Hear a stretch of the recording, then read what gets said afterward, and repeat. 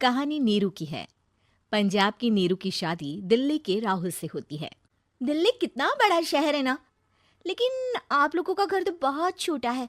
हमारे पंजाब में तो ये बड़े बड़े घर होते हैं कि मजा ही आ जाता है। कोई बात नहीं नीरू, मैं भी तुम्हारे लिए बहुत बड़ा मकान बनाऊंगा बहुत जल्दी। नीरू के पिता जहाँ पंजाब के जाने माने व्यापारी थे, वहीं उसका पति राहुल दिल्ली में एक सिंपल नौकरी करता था। माँ, यहाँ तो घी मक्खन इतना महंगा है कि क्या बताऊं। मैं तो तरस ही जाती हूँ घी खाने के लिए। नीरू की माँ को ये सुनकर बहुत दुख होता है। मेरी बेटी को घी नसीब नहीं हो रहा है और ये बहू यहाँ बैठकर घी में शक्कर डाल रही है। देख वनिता, मैं साफ कह रही हूँ, इस घर में जितना घी आएगा उतना ही मेरी बेटी के घर दिल्ली भी जाएगा। अरे ये क्या बात होती है माँ जी? बेटी का उतना ही करो जो अच्छा लगे। अब क्या मायके से घी और मक्खन तक की सप्लाई करोगी आप? हाँ, मेरी बेटी किसी चीज को तरसे मुझसे बर्दाश्त नहीं होता। अब क्या था, नीरू के मायके में 2 किलो घी आता तो 2 किलो दिल्ली जाता नीरू के पास। एक दिन, माँ बड़ी गर्मी पड़ती है दिल्ली में। इस घर में तो एक ही एसी है और वो भी ड्राइंग रूम में। सारा परिवार एक ही कमरे में सोता है। हाँ बेटा, वो तो हर घर की कहानी है। यहाँ भी एक ही एसी है। अरे बिल इतना आता है कि क्या बोलूं। तभी वहां राकेश आ जाता है। माँ, थोड़ी देर में यहाँ कुछ प्लम्बर आएंगे मेरे कमरे में एसी लगाने। जरा ध्यान से लगवा देना ना माँ। ओए, ऐसे कैसे तेरे कमरे में एसी लगेगा? हाँ हाँ राकेश, एक बार बात तो कर लेता। अरे पापा, वो वनिता को गर्मी में नींद नहीं आती। ड्राइंग रूम में सबके साथ सोने में वो अनकंफर्टेबल है, इसलिए। अरे पूरे परिवार के साथ वहां तेरी बहन नीरू भी तो सोती है। वो नहीं हो रही क्या अनकंफर्टेबल? समझ रहा है ना? अगर एसी लगेगा तो एक दिल्ली में तेरी बहन के कमरे में भी लगेगा, तभी तू लगा सकेगा। राकेश वनिता को सारी बात बताता है। वनिता करती भी क्या, मन मार कर बैठ जाती है। माँ, ये लोग ठीक नहीं है, क्या करूं मैं? अरे बेटी, यहाँ आ जा, तू यहाँ आकर रह ले। अरे छोड़ दे ऐसे पति को। कैसे छोड़ दूं माँ? समाज क्या कहेगा, लोग क्या कहेंगे? वैसे भी मेरा एक बेटा है मयंक। अरे हटा बेटा, तेरी उम्र ही क्या है? इतनी परेशान रहेगी तो काम कैसे चलेगा? खैर, बात आई गई हो जाती है। माँ को लगता है कि नीरू ठीक है, तो वहीं नीरू के मन में एक ही लाइन चल रही होती है, यहाँ आजा। माँ ने तो बोल ही दिया है कि यहाँ आजा। बस मयंक थोड़ा सा बड़ा हो जाए, इन गरीबों को छोड़कर मैं वापस माँ के पास ही चली जाऊंगी। वो इसी सोच में बाजार में चल रही थी कि मैम, आपका दुपट्टा जमीन को छू रहा है। नीरू जैसे ही उस लड़की की तरफ देखती है, देखती ही रह जाती है। हाय रे, कितना सुंदर लड़का है ये। अब क्या हुआ? मैंने कहा आपका दुपट्टा। तो खुद ही उठाकर दे दो ना। लड़का समझ जाता है कि नीरू उस पर फिदा हो चुकी है। वो उससे उसका नंबर लेकर चला जाता है। अब क्या था, नीरू और रोहित में लगातार बातें होने लगती है। मैं हरियाणा का रहने वाला हूँ, यहाँ एक बड़ी कंपनी का मैनेजर हूँ। अच्छा, और कितने बच्चे हैं तुम्हारे? बच्चे? अरे मेरी तो शादी भी नहीं हुई है। तुम बताओ, शादी करोगी? नीरू शर्मा जाती है। अब लेकिन मैं तो पहले से ही शादीशुदा हूँ। मुझे फर्क नहीं पड़ता, बस तुम शादी कर लो, भाग चलते हैं। बहुत पैसे वाला हूं मैं, हमेशा खुश रखूंगा तुम्हें। नीरू रोहित से मिलकर सारा प्लान बना लेती है और फिर एक दिन घर से भाग जाती है। दोनों शादी कर लेते हैं। शादी के बाद, क्या बात है नीरू, तुम्हें परेशान सा देखता हूँ, सब ठीक तो है ना? हाँ हाँ, सब ठीक है।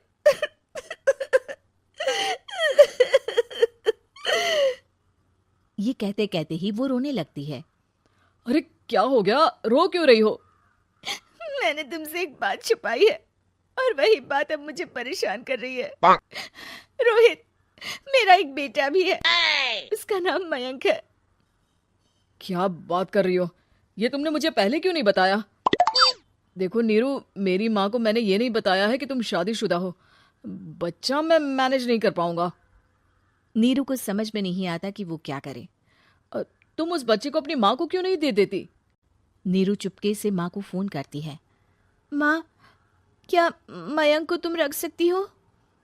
बेटा, मैं राकेश के साथ बात करती हूँ। आखिर घर का बेटा वही है, जो वो बोलेगा। वैसे भी बेटा, तूने जो किया है ना, उसके बाद से पूरा घर तेरी बुराई कर रहा है। मैं भी अब किसी से तेरे लिए लड़ नहीं सकती। राकेश बेटा, नीरू ने तो जो किया बहुत ही बुरा किया, लेकिन मैं सोच रही थी कि क्यों ना मयंक को हम यहाँ ले आए। तभी वनीता बोल पड़ती है, वाह जी, ऐसे कैसे यहाँ ले आए? यहाँ क्या भंडारा भरा है? और जिस बच्चे की माँ ने नहीं सोचा, उसके लिए हम क्यों सोचे? नीरू को एक बार तो अपने बच्चे के बारे में सोचना चाहिए था ना। अरे लेकिन तेरे पास भी तो लड़का नहीं है ना वनीता। माँ, वनीता ठीक बोल रही है। कल को वो बड़ा होकर इसी घर का हिस्सा मांगेगा तो हम क्या करेंगे? माँ कहती भी तो क्या, वो चुप रह जाती है। वहीं नीरू का पहला पति कहता है, माँ, अगर आज भी वो वापस आ जाए तो मैं उसे माफ कर दूंगा। बेटा, गरीबी चीज ही ऐसी है, क्या करेगा? तू तो अब मयंक का सोच। वो बेचारा तो बिना माँ का हो गया। मयंक के खातिर तू दूसरी शादी कर ले बेटा। लोगों के लाख समझाने के बाद नीरू के पहले पति की शादी रिद्धि से हो जाती है, जिसके पहले पति से 2 बच्चे होते हैं। देखो जी, मैंने शादी सिर्फ बच्चे के खातिर की है। मैंने भी शादी सिर्फ बच्चों के खातिर की है। वहीं नीरू के दूसरे पति के मन में ये बात घर कर जाती है कि नीरू एक मासूम बच्चे को उसके खातिर छोड़ कर आई है। अब देखो नीरू, मुझे लगता है कि जो औरत अपनी कोख का बच्चा छोड़ सकती है, वो तो कुछ भी कर सकती है। कल को तुम्हें मुझसे अच्छा कोई मिल गया तो तुम तो मुझे भी बाय बाय कर दोगी ना। नीरू को अब उसका दूसरा पति ताने देना शुरू कर देता है। तंग आकर नीरू उसके यहाँ से भागकर अपने पहले पति के पास चली जाती है, लेकिन ससुराल में क्या लेने आई है नीरू, मयंक को? नहीं नहीं सासू माँ, मुझसे गलती हो गई, मुझे माफ कर दीजिए। नीरू, अब वक्त खत्म हो गया है, मेरी शादी हो चुकी है। तो छोड़ दो ना उसे, हमारा बच्चा है। मैं आपको अपनी माँ नहीं मानता, मेरी नहीं मान तो बात अच्छी है। नीरू मयंक की बात सुनकर समझ जाती है कि उसके पास अब ना आसमान रहा ना ही जमीन। कॉन्ट्रैक्ट वाली बहू। नरेश की माँ अपने बेटे से मिलने दिल्ली आ रही है। इस बात का पता चलते ही नरेश के दिल में हलचल मच जाती है। नरेश अपनी माँ के स्वागत की तैयारी में लग जाता है। साथ ही उसे डर भी सताने लगता है कि उसकी माँ कहीं अपनी पुरानी जिद पर फिर से बैठ ना जाए। हे भगवान, इस बार बचा लो, अगले साल पक्का माँ की जिद पूरी कर दूंगा। तभी दरवाजे की घंटी बजती है। नरेश दरवाजा खोलता है तो सामने अपने मकान मालिक को देखकर हैरान हो जाता है, क्योंकि उनके साथ एक सुंदर सी लड़की भी थी। नमस्ते अंकल, कुछ काम था, मुझे बुला लेते। आपने क्यों कष्ट किया? अरे नहीं नहीं, इसमें कष्ट कैसा, मैं तो बस तुम्हें रीना से मिलवाने आया था। आज से रीना तुम्हारे साथ इसी फ्लैट में रहेगी। अंकल, कोई लड़का फ्लैटमेट नहीं है? एक अनजान लड़की के साथ रहना मेरे लिए थोड़ा अजीब होगा। देखो नरेश, मैं तुम्हें पहले भी बता चुका हूँ कि इस फ्लैट में तुम्हें किसी ना किसी के साथ एडजस्ट करना ही होगा, या फिर तुम अकेले पूरे फ्लैट का किराया दे दो, मैं किसी को नहीं रखूंगा। नरेश अपने मकान मालिक की बात सुन के रीना के साथ रहने के लिए तैयार हो जाता है, पर अंदर ही अंदर उसे ये बात खाने लगती है कि वो अपनी माँ को क्या जवाब देगा जब उसकी माँ रीना के बारे में उसे पूछेगी। दिन बीतने लगते हैं। नरेश और रीना अच्छे दोस्त भी बन जाते हैं, पर अभी भी नरेश अपनी प्रॉब्लम का सॉल्यूशन नहीं ढूंढ पाता। एक दिन नरेश बहुत परेशान सा बैठा होता है।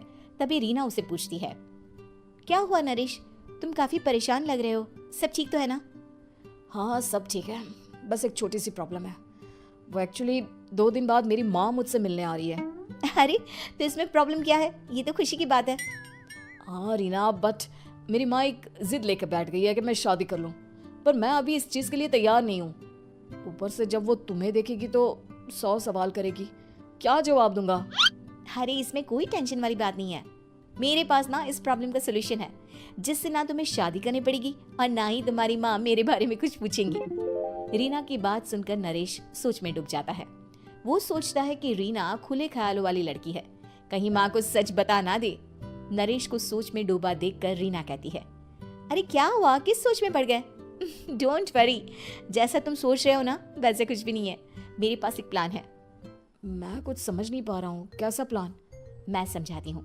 हम ना एक कॉन्ट्रैक्ट मैरिज कर लेते हैं। फिलहाल मेरे पास जॉब नहीं है, तो तुम इस रूम का किराया दे देना जब तक तुम्हारी माँ यहाँ रहेंगी, सिर्फ तब तक।